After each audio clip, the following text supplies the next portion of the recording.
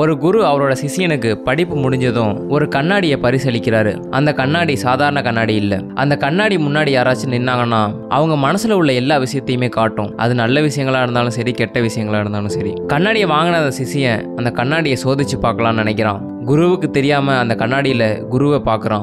குருவோட மனசுல நிறைய கெட்ட விஷயங்கள்லாம் தெரியுது. இந்த உலகத்திலேயே சிறந்த குரு அவர் தான் அப்படின்னு நினைச்சுக்கிட்டு இருந்த அவனுக்கு இதை பார்த்ததும் ரொம்ப மனசு கஷ்டமாயிடுது. அந்த கண்ணாடியில தன்னோட நண்பர்கள் எல்லாரையுமே பார்க்கறான். அவனோட நண்பர்களுக்கும் மனசுல நிறைய கெட்ட விஷயங்கள் இருக்கு. ரொம்ப வருத்தத்தோட அந்த சிஷியன் தன்னோட வீட்டுக்கு போறான். அவங்க அப்பா ஒரு நேர்மையான மனிதர். அவங்க அப்பாவை சோதிச்சு பார்க்கலாம்னு நினைக்கிறான். கூடவே அவங்க அம்மாவையும் சோதிச்சு பார்க்கறான். அவங்களோட மனசுலயும் நிறைய தீய எண்ணங்கள் இருக்கு, தீய விஷயங்கள்லாம் இருக்கு. இதை தெரிஞ்சுக்கிட்டு அவன் இந்த உலகத்துல யாருமே உண்மையா இல்ல, எல்லாருமே அவங்க தீய எண்ணங்களை மறைச்சிட்டு ரொம்ப நல்லவங்களா வாழ்ந்துகிட்டு இருக்காங்க. மனசு உடைஞ்சிருந்த அந்த சிஷியன் அந்த கண்ணாடியை எடுத்துக்கிட்டு திரும்ப அவனோட குருவை போய் பார்க்கறான். குரு கிட்ட அந்த சிஷியன் நடந்ததெல்லாம் சொல்றான். இதை கேட்டதும் அந்த குரு சிரிச்சுக்கிட்டே அந்த கண்ணாடியை வாங்கி அவனோட உருவத்தை அந்த கண்ணாடியில காட்டுறாரு. அவனோட இதயம் ஃபுல்லா தீய எண்ணங்களும் கோபமுமா இருக்கு. இதை பார்த்ததும் அவன் அதிர்ச்சி அடைகிறான். குரு அவன்கிட்ட, நான் இந்த கண்ணாடியை அவனுக்கு கொடுத்தது மற்றவங்கள பத்தி நீ தெரிஞ்சுக்கிறதுக்கு இல்ல, ஓ மனசுல உள்ள கெட்ட எண்ணங்களை நீ தெரிஞ்சுக்கிட்டு அதை நீ கம்மி பண்ணிக்கணும் அப்படிங்கிறதுக்காக தான். ஆனா இவ்வளவு நேரம் நீ மற்றவங்கள பத்தி தெரிஞ்சுக்கிறதுக்காக உன்னோட நேரத்தை செலவழிச்சிருக்க.